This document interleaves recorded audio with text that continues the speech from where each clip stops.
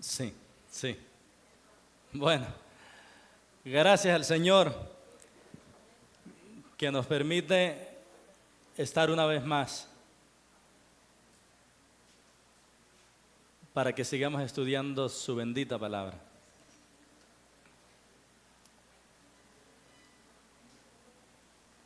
Estamos en Hechos capítulo 4, mis hermanos. Hechos capítulo 4. Ocurre aquí en Hechos capítulo 4 algo que es nuevo para la iglesia en sus inicios. Y es nuevo, pero lo van a experimentar por un tiempo bastante considerable, y es la persecución.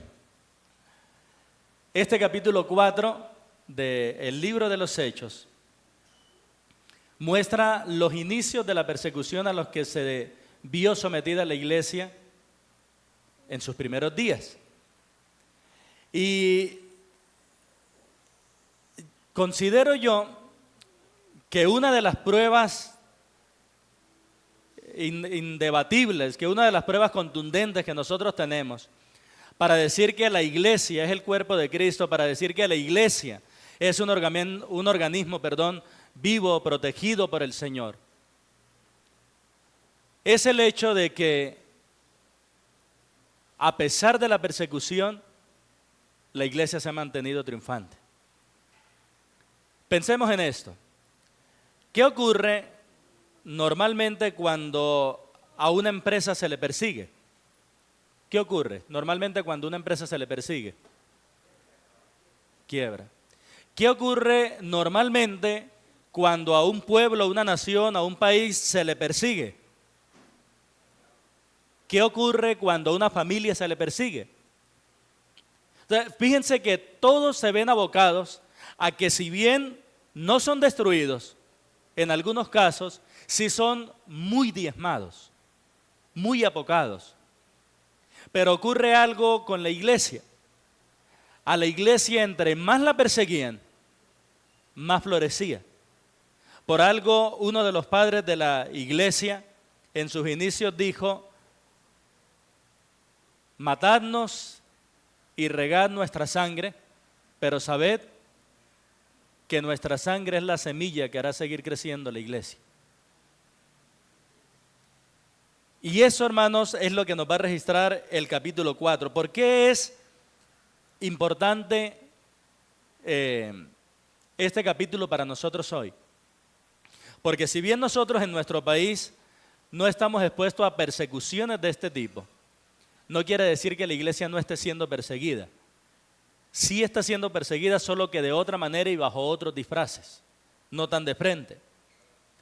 Pero los principios que vamos a encontrar acá nos van a ser muy útiles para poder saber cómo serle fieles al Señor en los tiempos de persecución, cómo serle fieles al Señor en los tiempos de angustia, y de esa manera poder hacer lo que es reflejado en el título de la enseñanza de hoy: poder tener denuedo para hablar la palabra del Señor. Ustedes ya leyeron este pasaje, ¿verdad? Y fíjense que el verso 13 utiliza una palabra, o esa palabra. Entonces, viendo el denuedo de Pedro, ¿verdad? El denuedo. Aquellos que lo estaban interrogando vieron el denuedo de Pedro para hablar. Y cuando llegamos al final, en el versículo 19, están orando ellos. Y fíjense que la petición es: y ahora, Señor, mira sus amenazas y concede a tus siervos que con todo, ¿qué?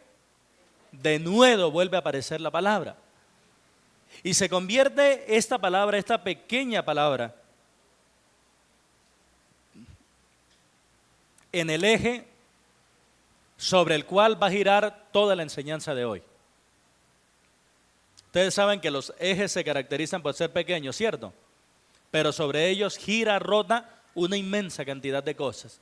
Así que sucede con esta palabra denuedo. Ahora bien, esa palabra no nos es como muy común, ¿verdad? Como que no la utilizamos mucho. Pero ¿qué significa la palabra denuedo?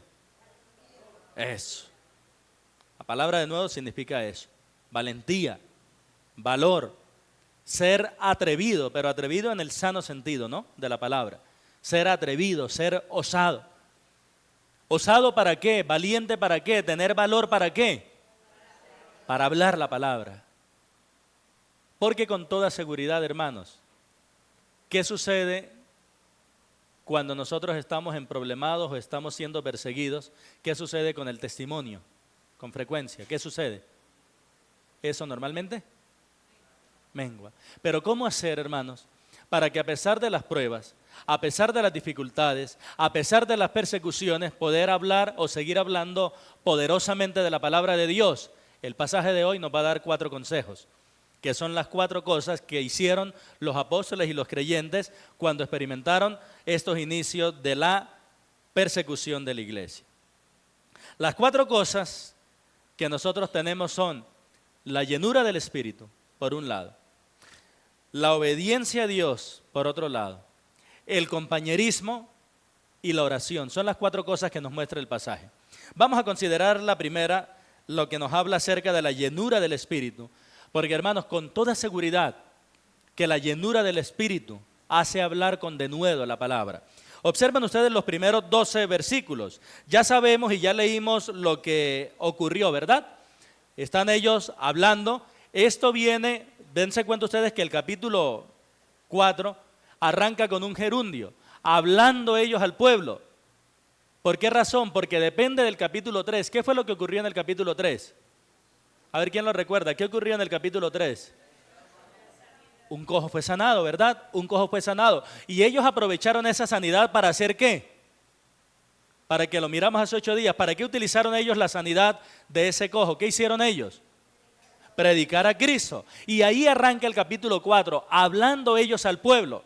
Cuando se dan cuenta de que están hablando al pueblo, el versículo 1 o 2 utiliza una palabra del sentimiento que se despertó en los líderes de Israel. ¿Cuál? Resentidos. Es decir, que les generó molestia. ¿Pero qué fue lo que les generó molestia a ellos? Lo dice el mismo versículo. 2 cosas les generaron molestia. ¿Qué qué? Que enseñaran al pueblo, porque a ellos les conviene tener un pueblo ignorante. ¿Y qué otra cosa les ofendía? Que anunciaran la resurrección de Cristo. ¿Por qué razón? Porque los líderes del pueblo, los sumos sacerdotes, pertenecían a la secta de los saduceos, y esa secta afirmaba que no existía la resurrección de entre los muertos. Entonces los ven a ellos y los colocan algo así como bajo un arresto preventivo. Los agarran porque Pedro, estoy haciendo uso de la memoria. Pedro y Juan sanaron a aquel cojo siendo, ¿qué horas? Las 3 de la tarde, ¿cierto? Que es la hora novena para ellos. Pero ¿qué pasaba? Ya hicieron ahí, ya comenzaron a hablar, habían avanzado los minutos, estaba comenzando a atardecer y bajo la ley era prohibido hacer un juicio de noche. Y por cierto, ¿a qué horas le hicieron el juicio al Señor Jesucristo? Por eso fue ilegal, porque estaba prohibido por la ley hacer juicios de noche. Entonces ellos, para cumplir acá la ley, lo que hacen es esto: vengan y hacemos un arresto preventivo. Lo meten a la cárcel y luego el versículo 4 o 5 nos da un listado como de 8 personajes que aparecen allí. ¿Cuál es el verso 5? ¿Sí? ¿Cuál versículo es? Listo, arranquemos con el listado. ¿Quiénes aparecen allí? Número 1, número 2, número 3, número 4, Anás, número 5, Caifás, número 6, Juan, número 7 y número 8. Ellos estaban preocupados porque ellos tenían, ¿quiénes eran los saduceos para Israel? Una minoría, pero que era la oligarquía. Oligarquía significa que el poder está dominado por unos pocos. Entonces ellos tenían el poder en Israel y ellos eran muy afanados de que Roma no se ofendiera porque les quitaban a ellos el poder que tenían. Entonces los agarran, los ponen bajo arresto domiciliario y les preguntan, bueno, ya amaneció, ahora sí podemos hacer el juicio. Díganos ustedes algo. ¿Con qué autoridad sanaron ustedes a este hombre? Hermanos, la pregunta la estaba haciendo el señor que vende aguacates en la esquina. No. ¿Quién estaba haciendo la pregunta?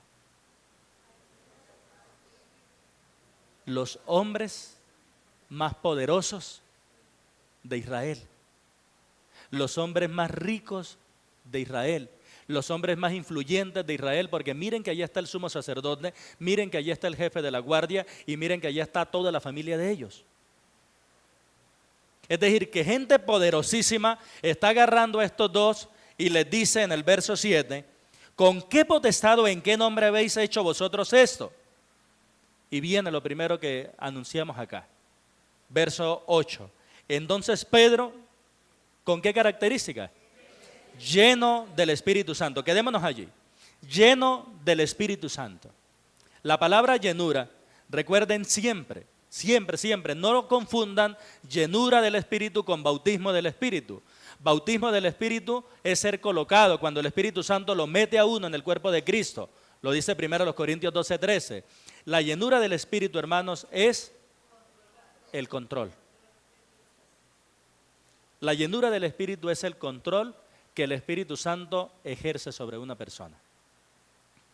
Y en palabras sencillas, ¿qué es eso? ¿O cómo se manifiesta eso? Cuando el creyente obedece la palabra del Señor. Cuando el creyente acata lo que dice la palabra del Señor.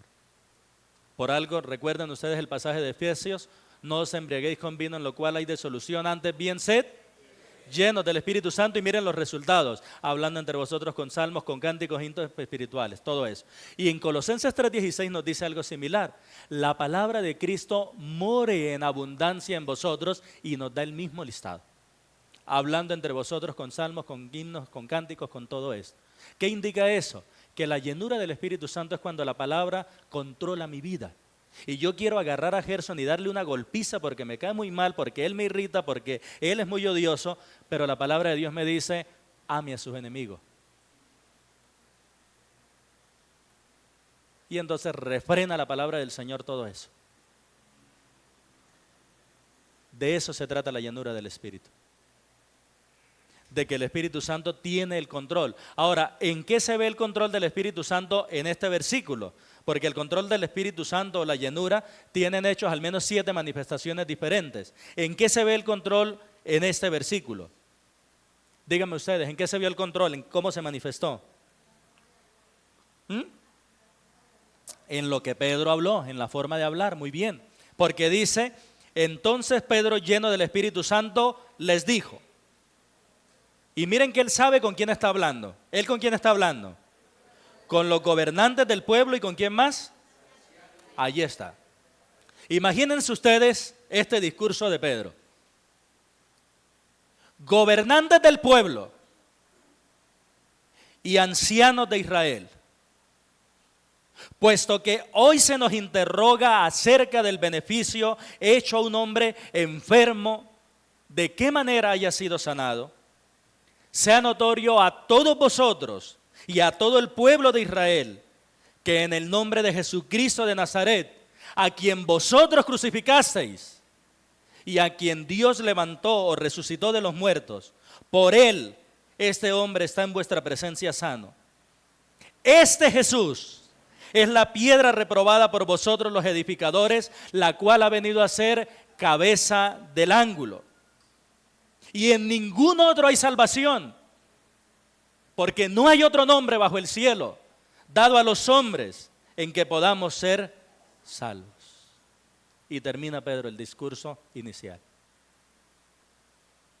La llenura del Espíritu Santo hizo que Pedro hablara con denuedo, porque no se amilanó, no se apocó al darse cuenta que tenía que enfrentarse a gobernantes, sino que tuvo valor, tuvo coraje. Hay algo que a mí me fascina de la historia de nuestra denominación, y está en un libro pequeñito que se llama El héroe analfabeta, basado en un hermano de ahí de la región de Ocaña, que él nunca aprendió a leer ni a escribir, pero fue uno de los más grandes evangelistas que hemos tenido nosotros. Tanto que uno de los misioneros norteamericanos le escribió el libro. La hija de él fue la que brindó su hogar para que mi esposa fuera discipulada.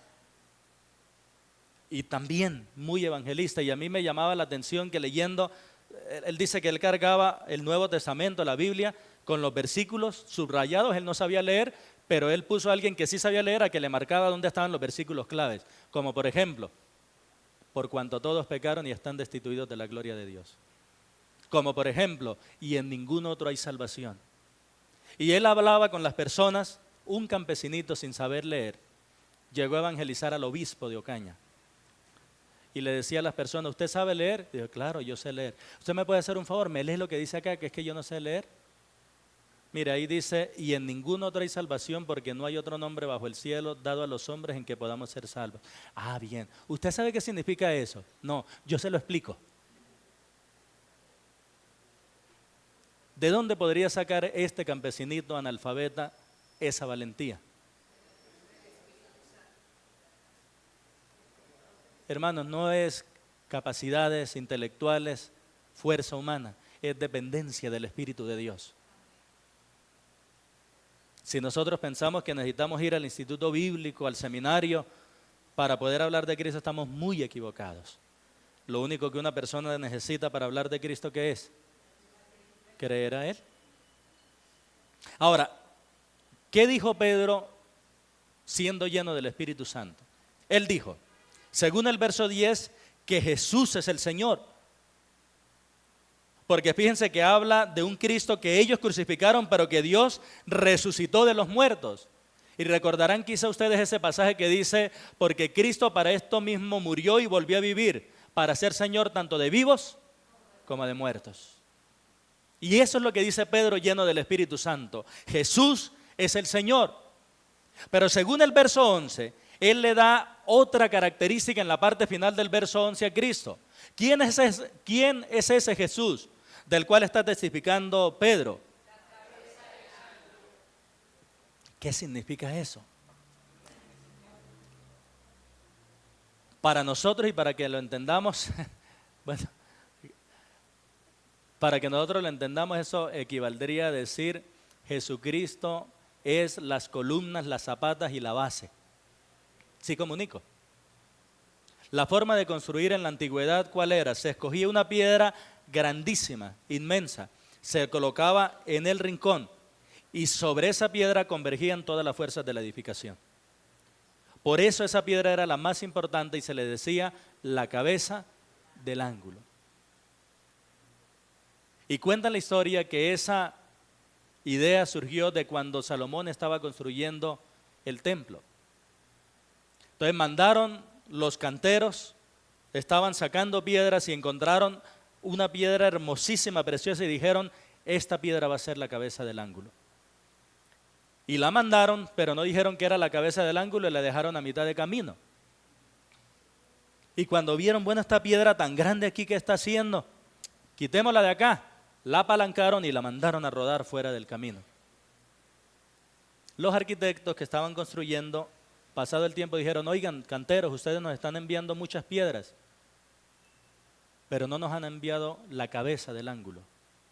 Y ellos dijeron, ya nosotros la mandamos hace rato. Y cuando investigaron se dieron cuenta que era la piedra que habían desechado. Y de allí surge esta historia. Jesucristo era el único que podía edificarle casa a Israel.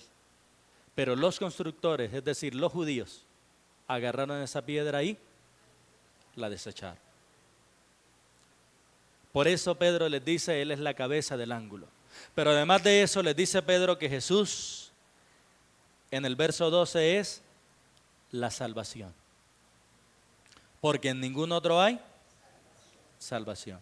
Y fíjense ustedes que dice, porque no hay otro nombre. La palabra nombre se utiliza en la Biblia no solo para decir cómo se llama una persona, no de manera nominativa únicamente. La palabra nombre se utiliza en la Biblia para hablar del carácter de la persona, cómo es. Por eso lo que aquí está hablando es del carácter o de la autoridad de Cristo y está diciendo, y no hay otro carácter y no hay otra autoridad bajo el cielo dado a los hombres en que podamos ser. Y esta declaración nos deja a todos bajo pecado.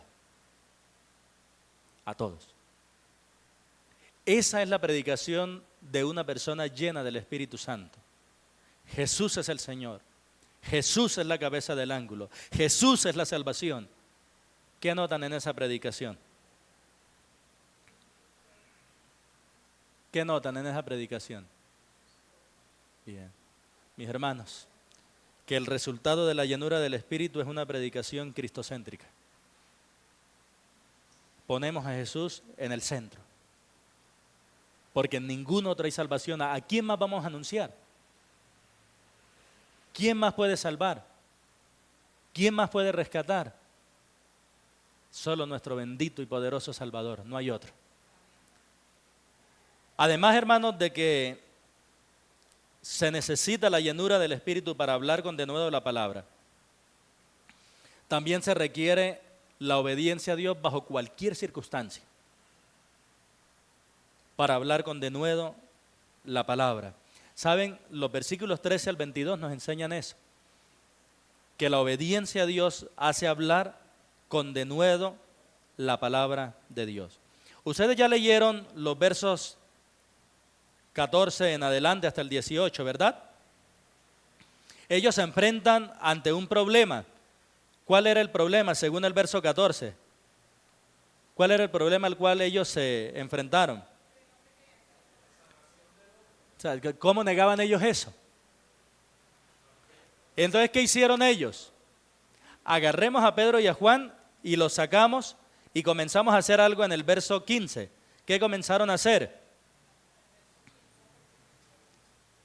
¿Qué comenzaron a hacer según el verso 15? A hablar entre ellos, a conferenciar. Y el siguiente versículo nos dice el tema de la conferencia. ¿Cuál era? ¿Qué haremos con estos hombres? Ese es el tema de la conferencia. ¿Qué haremos con estos hombres? Y comienzan ellos a decir, no les podemos andarle duro porque aquí está el pueblo. No podemos negar, decir que son mentirosos porque aquí está el cojo. El ex cojo. Ahora sí el patiderecho. Y termina de decir el verso 16 que esa señal es notoria a todos los que moran en Jerusalén y no lo podemos negar. Y se le prende a algún perverso de esos el bombillo y dice, ya sé lo que vamos a hacer. ¿Qué vamos a hacer? Versículo 17. Amenacémoslos. Claro, vamos a amenazarlos, que seguramente ellos se van a callar, pero ¿saben ellos? ¿Saben algo? Ellos todavía no habían comprendido que la obediencia a Dios es a pesar de las amenazas de los hombres. Hermanos, la obediencia a Dios es a pesar de las amenazas de los hombres. Fíjense ustedes que nosotros hoy en día, si bien quizá no tendremos que lidiar con que nos estén amenazando con quitarnos la vida, sí pueden amenazarnos con hace esto indebido o pierde su trabajo. Sí pueden amenazar a nuestros hijos en el colegio, hace esto indebido o lo repruebo. Por eso la importancia, hermanos, que nosotros tomemos decisiones no pensando en primer lugar si a mí me convienen, sino que nosotros tomemos decisiones pensando en primer lugar si con ella yo voy a glorificar a Dios. Mis queridos, si la decisión que yo debo tomar me va a perjudicar a mí, pero le va a dar la gloria a Dios y me va a hacer crecer y depender más en Cristo, vale la pena. Ilustrémoslo. Haga esto. Van 5 milloncitos más mensuales para usted. 5 milloncitos no le caen mal a nadie.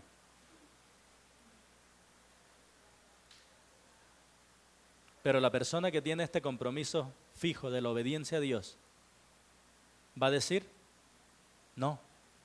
Y quizá ese jefe y quizá ese patrón le diga, bueno, entonces se va a quedar sin el pan y sin el queso. Entonces se queda sin los 5 millones y se queda también sin trabajo. A partir de hoy sale de la empresa. Pregunta, ¿salió beneficiada o perjudicada esa persona? Perjudicada, perdió su trabajo. Pero ahora, ¿fue conveniente esa decisión? Sí. Porque sufrir por Cristo sí vale la pena. Espero haber comunicado, mis hermanos. Por supuesto que nosotros queremos tomar decisiones en lo que nos vaya bien, ni más faltaba. Pero por encima de que a nosotros nos vaya bien, las decisiones tienen que regirse por darle la gloria a Dios. Amén. Hermanos, y además de que la obediencia a Dios es a pesar de las amenazas de los hombres, también hay que decir que la obediencia a Dios es antes de la obediencia a los hombres. Fíjense ustedes por favor en el versículo 19.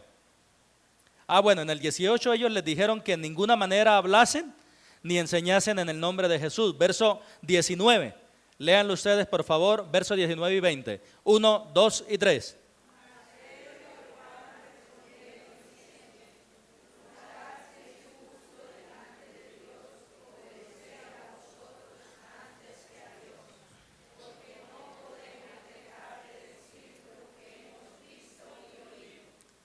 Hermanos, a mí me llama la atención esa expresión, porque la motivación de ellos no era ir contra la autoridad. Y yo quiero que distingamos este hilito fino que hay aquí. La motivación de ellos no era irse en contra de la autoridad. ¿Cuál era la motivación de ellos? Obedecer a Dios. Dense cuenta que ellos no dicen, como yo tengo que obedecer a Dios, yo les voy a desobedecer a ustedes. Dense cuenta que no usan la palabra desobedecer, porque en el corazón de ellos no hay el deseo de desobedecer la autoridad. En el corazón de ellos hay el anhelo, el deseo, yo quiero obedecerlos porque ustedes son autoridad. Solo que antes de ustedes debemos obedecer a Dios. Y eso, hermanos, es un hilo muy finito que debemos distinguir. Porque en ocasiones se disfraza la obediencia a Dios es con el deseo de desobedecer lo que dicen los hombres. Lo que dice puntualmente la autoridad.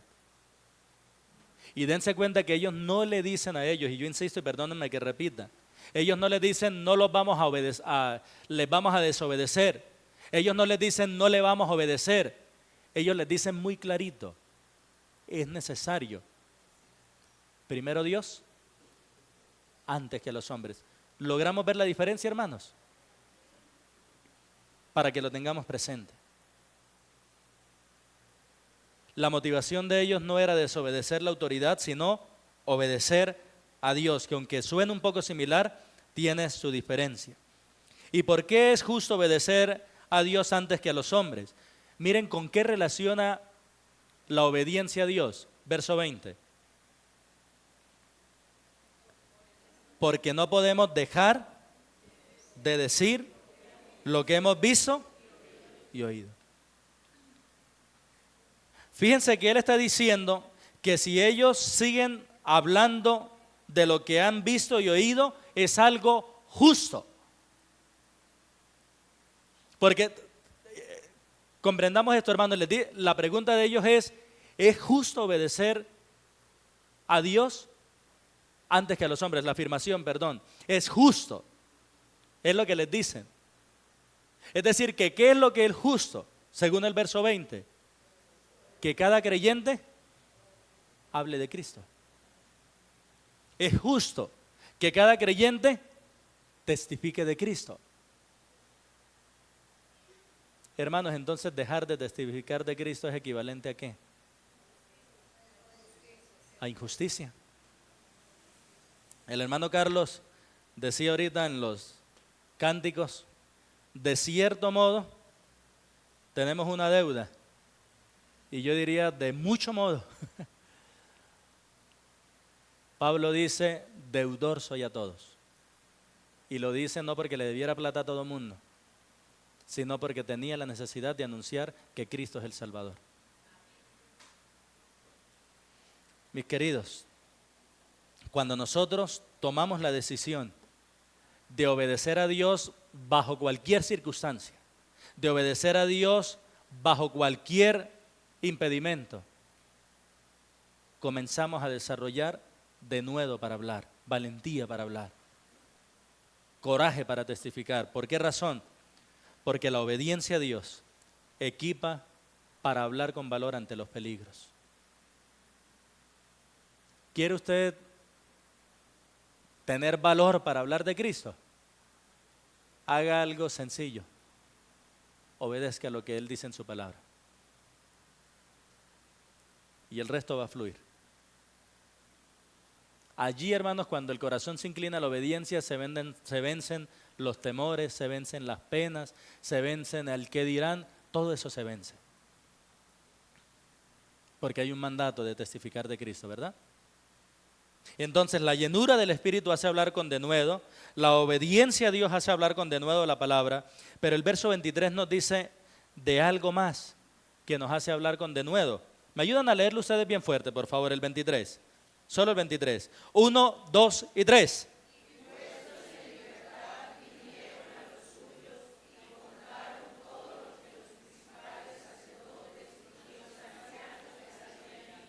Es decir, ellos sueltan a Pedro luego que Pedro les ha dicho, yo tengo que obedecer a Dios antes que los hombres. ¿Y qué es lo primero que hacen Pedro y Juan?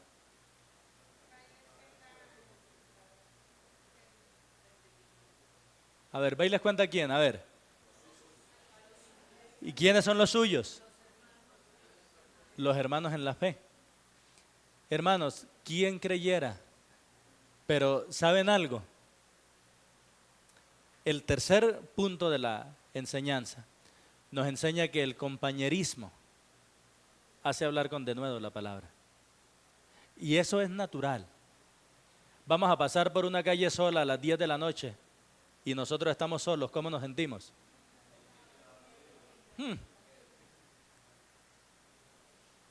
Pero voy a pasar esa calle aquí con 4 macancanes como el Flaco, Joanny, Osnaider y Alesmaji. ¿Cuántos son? ¿Cierto? Eso ocurre, hermanos, a la hora de testificar. Eso ocurre a la hora de hablar de Cristo. No crean ustedes que el Señor mandó a los discípulos a testificar de 2 en 2 porque sí. ¿Por qué cree que los mandó de 2 en 2?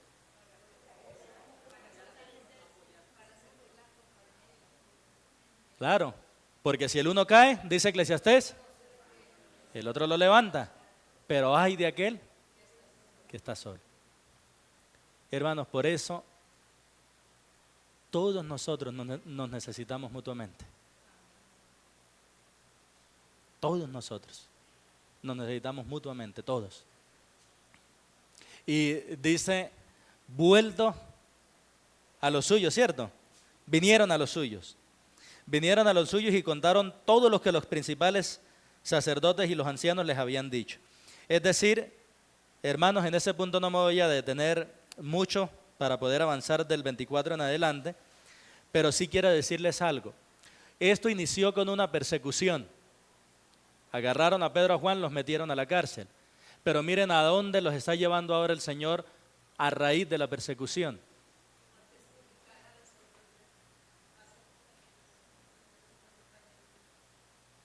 A ese compañerismo.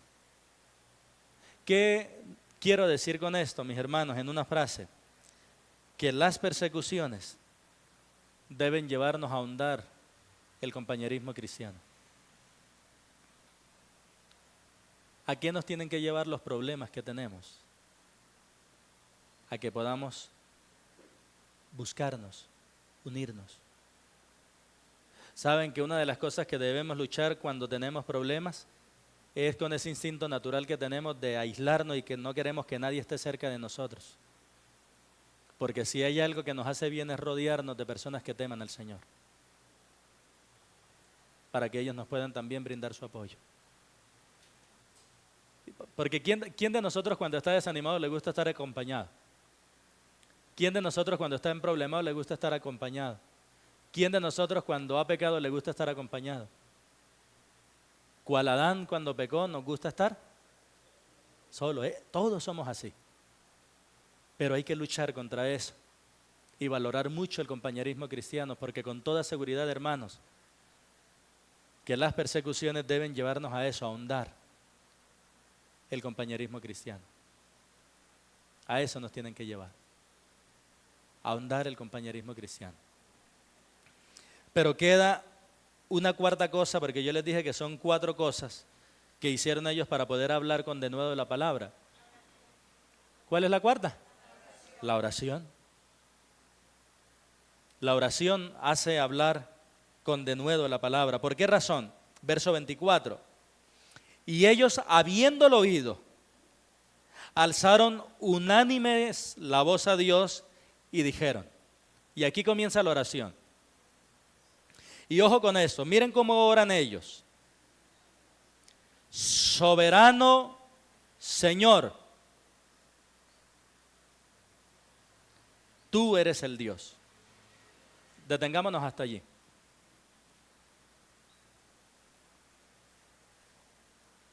Soberano Señor, tú eres el Dios. Hermanos, metamos esa expresión, soberano Señor, tú eres el Dios, en el contexto de lo que venimos estudiando. 2 hermanos de ellos fueron encarcelados, pasaron la cárcel allá presos, los interrogaron, los amenazaron y estos hermanos acaban de contar lo que les ocurrió. Y ellos inician la oración diciendo, soberano Señor, tú eres el Dios. La palabra soberano Señor, la expresión, es una palabra que en nuestro castellano tiene un mal uso, es la palabra déspota. Pero lo que quiere comunicar esa palabra es que habla de aquel que manda, aquel que gobierna, aquel que rige.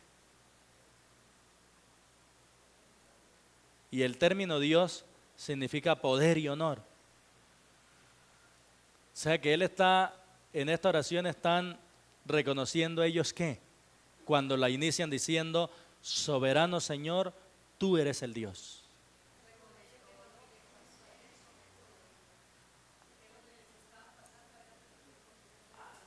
O sea que ellos que están diciendo acá, ay, Pedro y Pablo, lo que pasa es que Dios Pedro y Juan, perdón. Ay, Pedro y Juan, lo que pasa es que Dios se descuidó y por eso. ¿Eso estaban diciendo? No, tampoco se pusieron a decir, diablo mentiroso.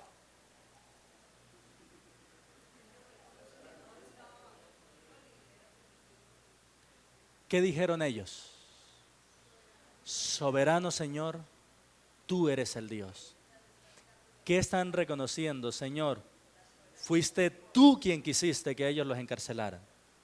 Fuiste tú quien quisiste que ellos los amenazaran. Fuiste tú quien permitiste todo eso y en medio de todo eso lo guardaste. Mis queridos, cuánto descanso haya en nuestra alma cuando aplicamos a nuestra vida la soberanía de Dios. Cuánto descanso. Y si nosotros hacemos un resumen de nuestras angustias,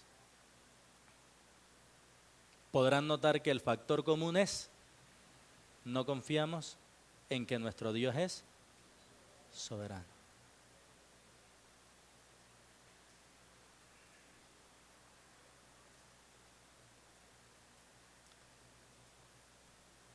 Hermanos, todo lo que sucede en nuestra vida, grande o pequeño, está bajo el control de nuestro Dios, que aparte de ser soberano, nos ama. Porque nadie nos ama como nuestro Dios. ¿Por qué no confiarle nuestra vida a aquel que es tan amoroso que nunca va a provocar un mal en mí? Y aquel que es tan poderoso que nunca se le saldrá nada de control. Podemos confiar en Él. Y así es que inicia esta oración.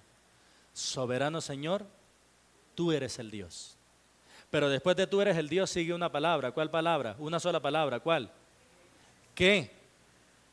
Y el versículo siguiente inicia con esa misma palabra. ¿Se dan cuenta? ¿Sí estoy en lo correcto o no? ¿Qué quiere decir eso? Esos dos que nos están diciendo qué es lo que hace ese Dios soberano. O sea, ¿cómo se manifiesta la soberanía de Dios? ¿Cómo se manifiesta? Soberano Señor, tú eres el Dios que hiciste, ¿qué? los cielos, la tierra, el mar. Señor, fuiste tú quien hiciste a Anás, a Caifás, al capitán de la guardia, a todos ellos los hiciste tú. Señor, toda la vida eres tú el que los ha alimentado a ellos. Por tanto, todos ellos están bajo tu control. Si nosotros pensamos así a la hora de las persecuciones y a la hora de estar manejando conflictos y que de pronto se levanten enemigos, nuestro corazón se limpiará de amargura, de deseos de venganza, de problemas, porque descansaremos, nuestro Dios es soberano. Mis queridos, ¿qué quiero decirles con esto? Lo que les quiero decir al hablar de que la oración hace hablar con denuedo de la palabra, es que la oración correcta afirma que Dios es el soberano que hace. Pero Él no es solamente el soberano que hace. Ese que se repite en el siguiente versículo, ¿verdad? Tú eres el Dios que hiciste. Y también eres el Dios que, en el siguiente versículo. Bien, ¿el Dios que qué? Ahí está. O sea, tú eres el Dios que hiciste y también eres el Dios que dijiste. ¿Se dan cuenta que los dos verbos están conjugados de la misma manera? Tú eres el Dios que hiciste, tú eres el Dios que dijiste. ¿Por qué razón? Porque la oración correcta afirma que Dios es el soberano que dice. ¿Por qué razón, según el Salmo 115 y el Salmo 136, debemos alabar a Dios? Dice, porque Él mandó y fue hecho. ¿Qué hizo Dios para sacar constelaciones completas? ¿Qué hizo? Hablar. ¿Qué hizo Dios para que produjera la tierra? ¿Qué hizo Dios para que se separaran las aguas? Ese es el Dios soberano. Pero notemos esa oración, hermanos, porque esa oración no tiene desperdicio. Que por boca de David tu siervo dijiste. Miren lo que dice. ¿Por qué se amotinan las gentes? Y los pueblos piensan cosas vanas. Se reunieron los reyes de la tierra y los príncipes se juntaron en uno contra el Señor y contra su Cristo. Esa es una cita del Salmo número 2. Cuando dice, ¿por qué se amontinan las gentes y los pueblos piensan cosas vanas? El Altísimo mirará desde los cielos y se reirá de ellos. Porque ellos dicen, soltemos sus coyundas. ¿Qué quiere decir eso? Que los impíos reconocen que el Dios soberano tiene a cada una de sus criaturas con un hilo. Y de ese hilo ningún ser se puede soltar. Eso le causa terror al impío, pero al creyente le causa descanso. Porque esa es la razón por la cual nosotros nunca caemos. Esa es la razón por la cual podremos estar afligidos, pero no derrotados. Y ellos dicen, soltemos las coyundas como si existiera un arma tan poderosa que pudiera cortar el hilo invisible de control de Dios. Por eso lo que dice el salmista es que el Señor se ríe.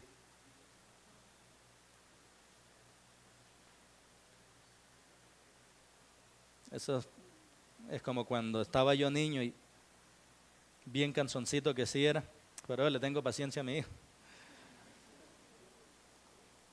Y una vez me dijo mi hermano, venga John, le voy a poner un trabajo y no puede venirse para acá hasta que lo termine. Y yo, ¿cuál? Y usted tiene que matar esta mosca. Y yo le dije, listo. Me dijo, pero la tiene que matar a puños.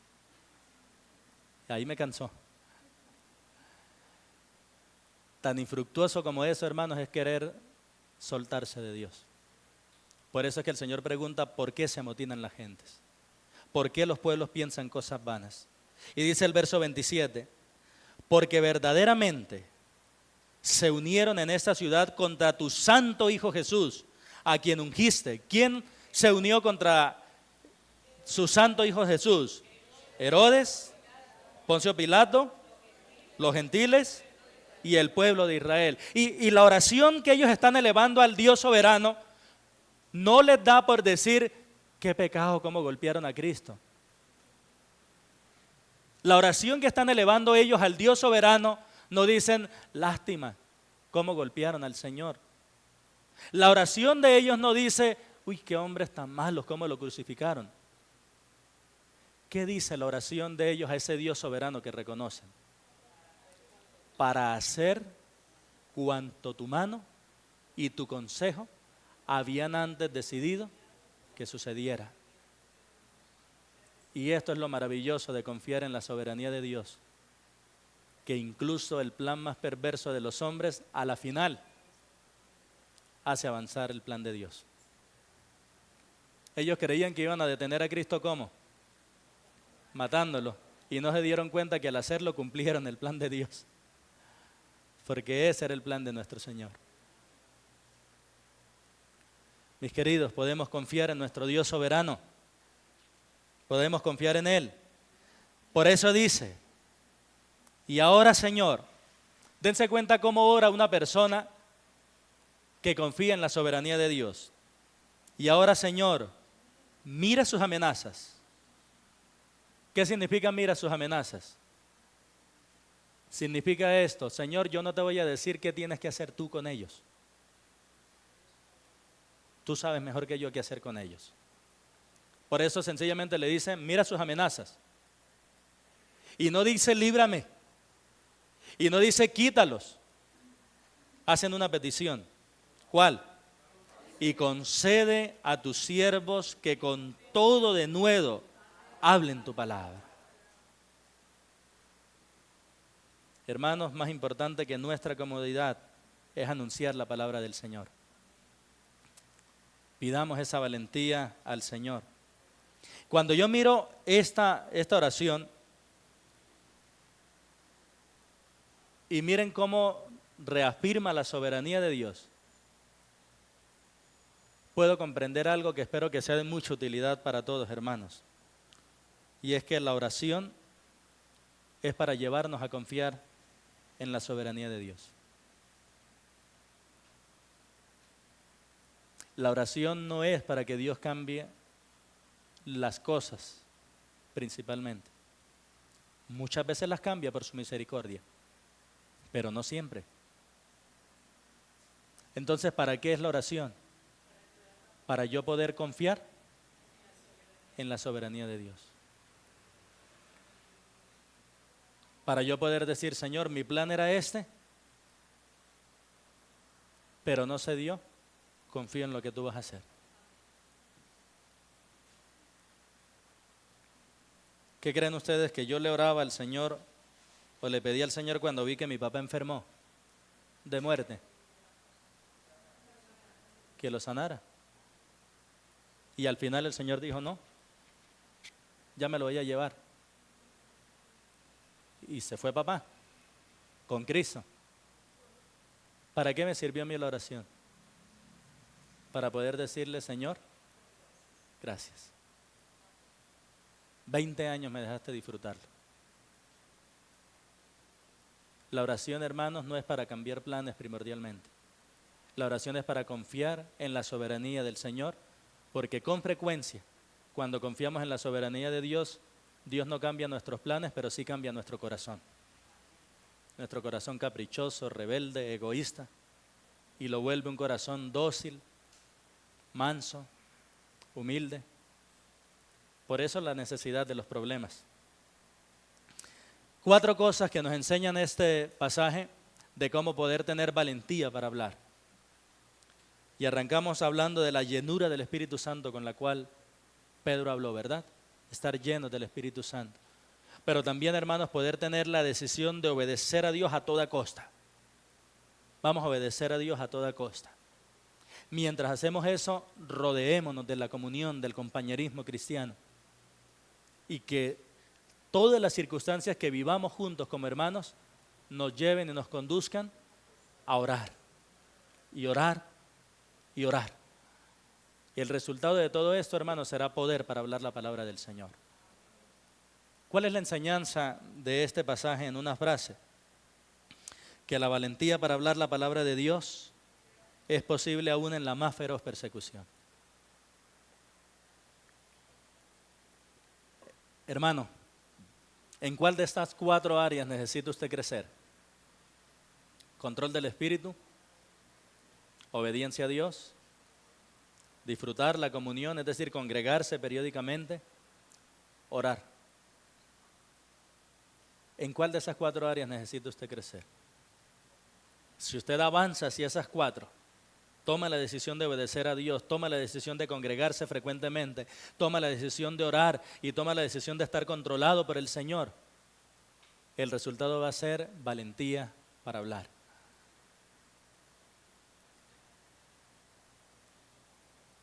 Y esta valentía para hablar, hermano, no viene por ninguna habilidad humana, sino por la confianza en Dios.